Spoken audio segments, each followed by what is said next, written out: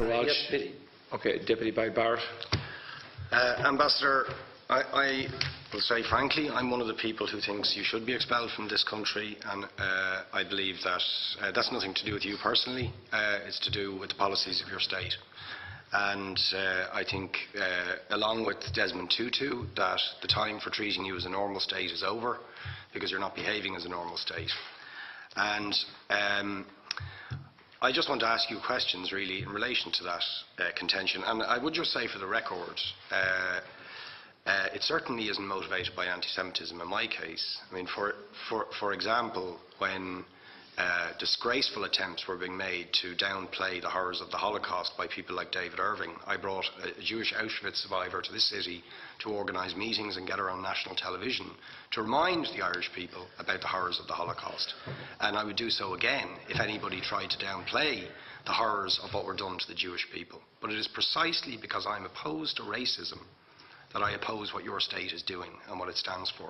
So I just want to ask you a few questions in relation to that. And I should also say, by the way, I lived for a year on Moshav Neot Hakikar in the Dead Sea in 1987, 2 weeks before the first Intifada broke out.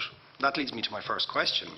You have tried to cover over what you have done, the killings of innocent people in Gaza on 3 separate occasions over recent years, the seizure of Palestinian land and so on, by attacking Hamas.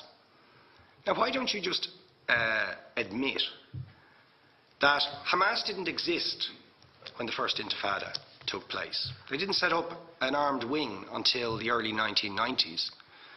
And that there was a reason that PLO were in Tunis at the time, exiled, effectively not present.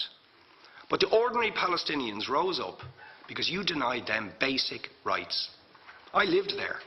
It was apartheid. It was racism. It was endemic. It was rotten. Absolutely, I was shocked within weeks of living there to see how you treated Palestinian people. And isn't it the fact that the law of return, which is the basic law of the Israeli state, is a racist apartheid law because it confers rights on Jews that it denies to Palestinians?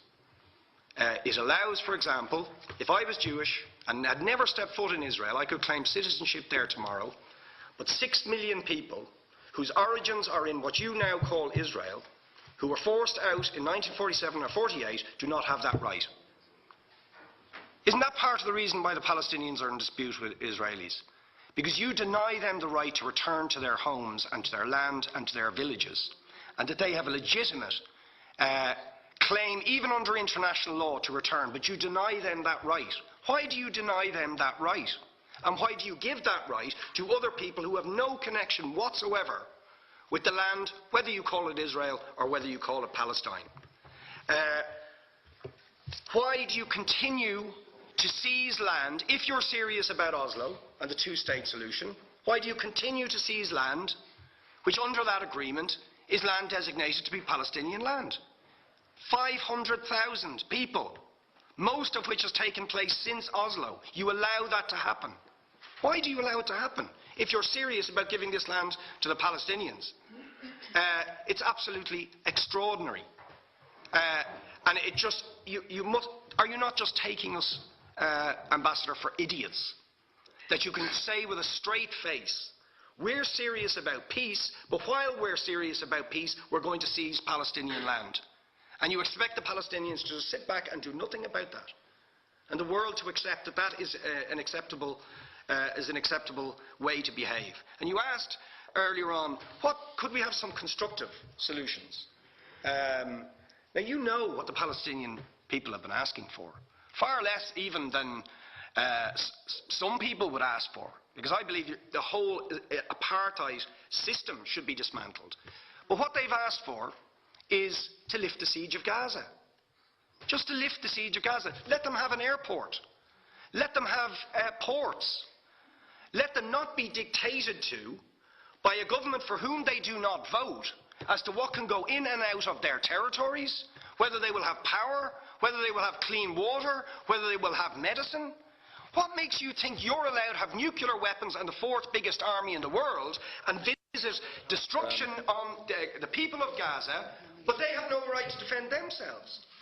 They have no territorial sovereignty over that land. Could you ask questions, please? How do you justify that? Yeah. All right. How do you justify those double standards? And very lastly, Ambassador, people like Bishop Tutu, Nelson Mandela, and I would certainly describe your state as a apartheid state, with different laws for people depending on their race or religion. Now, isn't that just the case that, for example, at checkpoints going into the West Bank, there's a channel if you're Israeli or European, and there's a channel if you're Arab? Just because you're Arab. If you came into Dáil Éireann and they stopped you and said, "Are you Jewish?" "Oh no, sorry, you can't come in through the same entrance as Irish people or European people because you're Jewish," you would call that racism and apartheid. But yet, you practice that with your checkpoints and your military barriers and your apartheid wall. How can you justify that?